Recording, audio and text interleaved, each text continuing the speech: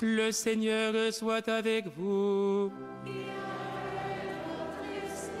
Évangile de Jésus-Christ selon saint Jean.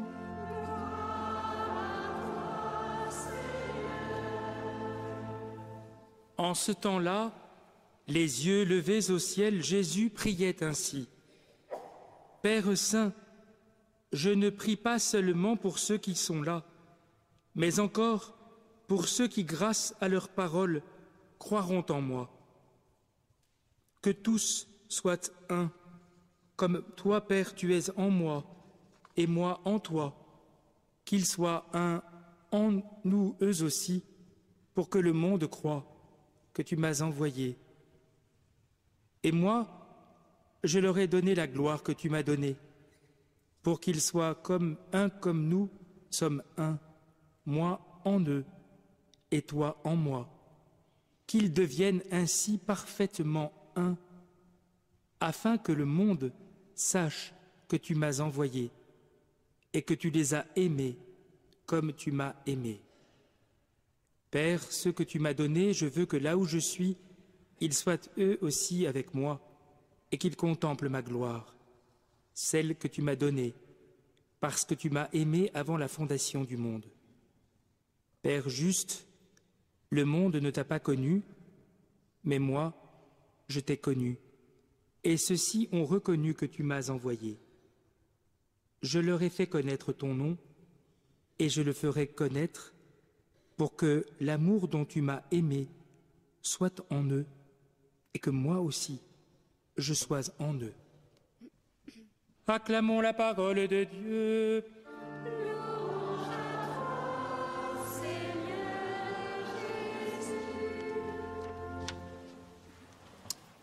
Avant toute chose, frères et sœurs, je dois faire face à une situation complexe, puisque vous viendrez évidemment demain pour le 4e jour de la neuvaine, et donc demain soir, vous entendrez les mêmes lectures, puisque ce sera la messe du dimanche, comme ça l'est déjà aujourd'hui. Et donc, il faut que j'évite évidemment de faire 2 fois la même homélie, par peur de vous lasser. Et donc, je ne parlerai pas trop de l'Évangile aujourd'hui, j'en parlerai demain. Voilà, vous pourrez venir demain si vous voulez avoir des précisions sur l'Évangile.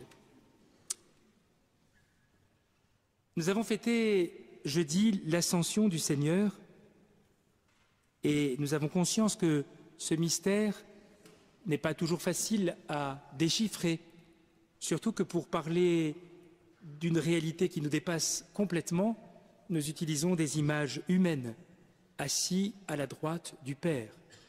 Vous comprenez bien que cette expression veut simplement dire que Jésus a une place d'honneur. Mais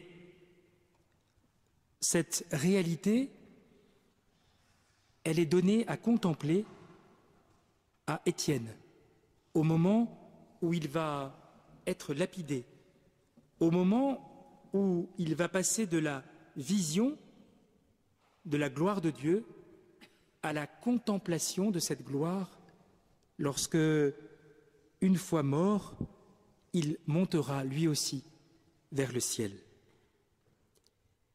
Et donc ce court passage des Actes des Apôtres nous dit quelque chose de très important, que ce que nous vivons aujourd'hui dans l'ordre de la foi, c'est-à-dire non dans la claire vision, sera un jour pleinement dévoilé.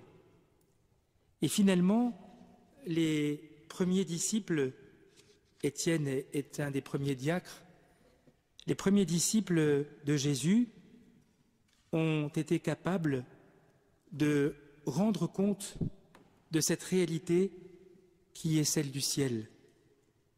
Voici que je contemple les cieux ouverts et le Fils de l'homme debout à la droite de Dieu.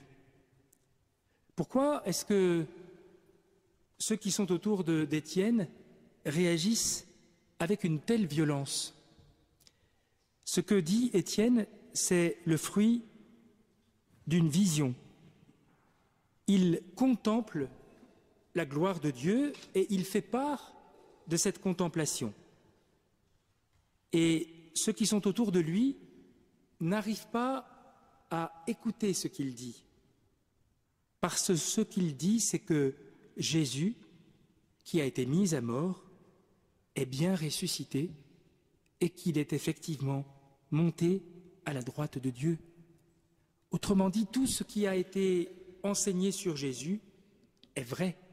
C'est comme si par cette vision, Étienne donnait une sorte de confirmation à ce que les apôtres, depuis quelque temps déjà, ne cessent d'annoncer sur le mystère de Jésus.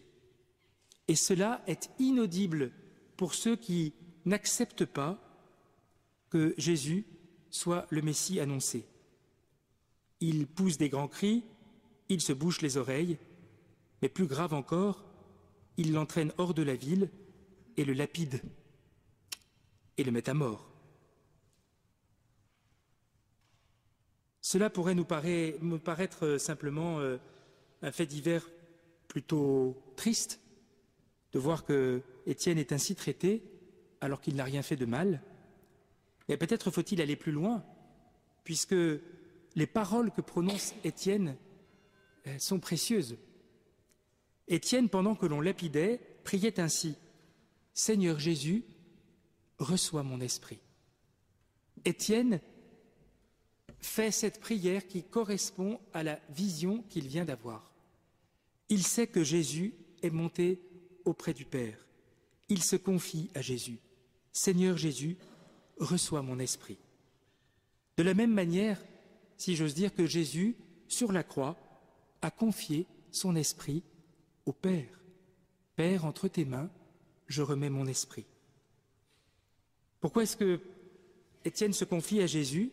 Tout simplement parce que Étienne, enseigné par la parole de Jésus, témoin de sa résurrection, Étienne sait bien, parce que Jésus l'a dit, que qui le voit, voit le Père. Étienne sait bien que tout passe par Jésus. Nul ne va vers le Père sans passer par Jésus. Seigneur Jésus, reçois mon esprit. Et puis, il y a surtout cette ultime parole qui sort de la bouche d'Étienne, alors qu'il est à genoux: « Seigneur, ne leur compte pas ce péché. » Étienne, en prononçant ces paroles, au moment même où il va mourir, imite parfaitement le Seigneur sur la croix. Il pardonne à ceux qui le mettent à mort. Il fait plus que les pardonner, il prie pour eux. Il intercède pour eux auprès de Dieu. Seigneur, ne leur compte pas ce péché. Ce passage des Actes des Apôtres nous révèle que les chrétiens sont appelés à être témoins du Christ ressuscité assis à la droite du Père. Nous avons encore tout à l'heure chanté « Seigneur Jésus, élevé dans la gloire du Père, où tu intercèdes pour nous, prends pitié de nous ». Cette certitude que nous avons que Jésus intercède pour nous, nous devons en quelque sorte la répercuter sur ceux qui nous entourent. Il faut que nous soyons à notre tour les relais de cette miséricorde, de ce pardon, de cette intercession que Jésus prononce sur chacun. Et Étienne, en parfait disciple de Jésus, Étienne fait exactement comme Jésus. Seigneur, ne leur compte pas ce péché. Cette centralité de la figure de Jésus nous fait comprendre que en lui, tout nous a été donné. Les dernières paroles du texte de l'Apocalypse que nous avons entendu attestent ce caractère central, unique, cosmique de Jésus. Ce n'est pas par hasard que sur nos cierges pascales, nous mettons alpha et oméga, puisque c'est pour reprendre la parole que nous avons entendue ce soir. Je suis l'alpha, l'oméga, le premier et le dernier, le commencement et la fin. Telle est la vraie grandeur, la vraie dignité de Jésus. Il est alpha et oméga, commencement et fin de toute chose. Et donc il nous faut accueillir ce témoignage de l'Apocalypse comme une manière de nous enraciner en ce temps pascal dans notre attachement à Jésus, Jésus seul, Jésus qui nous sauve. Et la demande que nous adressons à Jésus et qui nous est plusieurs fois recommandée à la fin de ce passage de l'Apocalypse, c'est de désirer son retour. L'Esprit et l'Épouse disent « Viens ». Celui qui entend qu'ils disent « Viens ». Amen, viens Seigneur Jésus. Voilà comment se termine l'Apocalypse. Amen, viens Seigneur Jésus. Cette venue de Jésus, on peut la comprendre évidemment de manière littérale. Nous attendons son retour, nous attendons le retour de Jésus. Vous en avez conscience, j'espère. Et ne me dites pas comme quelqu'un l'autre jour, ça peut attendre un peu. Ben non, ça n'attend pas. Moi, je ne serais pas désolé si Jésus revient ce soir. Voilà, ça ferait une homélie à faire en moins demain. Mais voilà, le retour de Jésus, c'est pour nous le signe d'un accomplissement, et pour nous et pour le monde. Voilà pourquoi nous devons, dans notre prière, dire « Viens, Seigneur Jésus ». Il y a cette compréhension littérale de cette affirmation. Il y a aussi une compréhension plus large qui nous permet de comprendre que, au terme de ce temps pascal, alors que nous allons accueillir le don de l'Esprit Saint au jour de la Pentecôte, il nous faut comprendre que le cœur de notre vie, c'est que Jésus vienne en nous.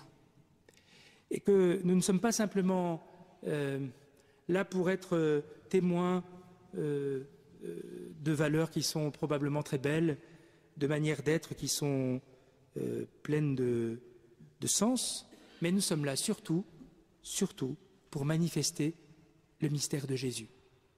Sainte Thérèse n'a pas conçu autrement sa vie. Et elle a été comblée au-delà de ce qu'elle pouvait imaginer.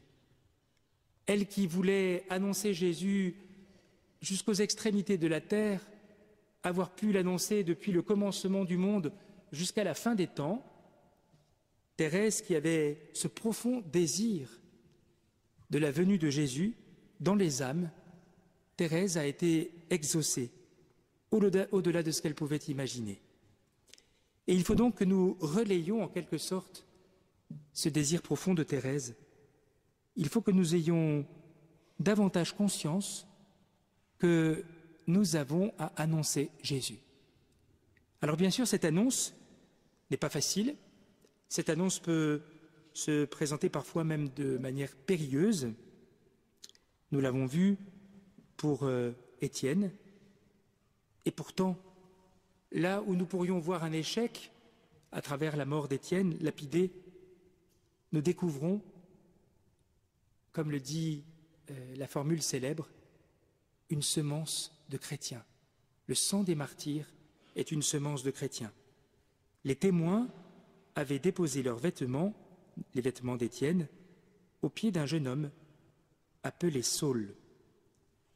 Ce jeune homme appelé Saul, nous savons que c'est Saint Paul, probablement touché au plus profond de lui-même par le témoignage que Étienne a pu porter. Saint Paul, persécuteur des chrétiens, qui deviendra l'apôtre des nations. Tout cela doit nous conduire, frères et sœurs, à comprendre quelle est notre mission en ce monde, que je résume à travers les paroles de Thérèse: aimer Jésus et le faire aimer. C'est peut-être simpliste, c'est peut-être quelque chose qui nous paraît un peu dépassé. Pourtant, c'est le cœur de l'annonce de la bonne nouvelle. Celui qui a rencontré Jésus dans sa vie ne peut pas avoir fait de plus belle rencontre. Demandons, par l'intercession de Sainte Thérèse, mais aussi et surtout par l'intercession de Notre-Dame des Victoires, d'être capables, nous aussi, d'annoncer le Christ assis à la droite du Père. Amen.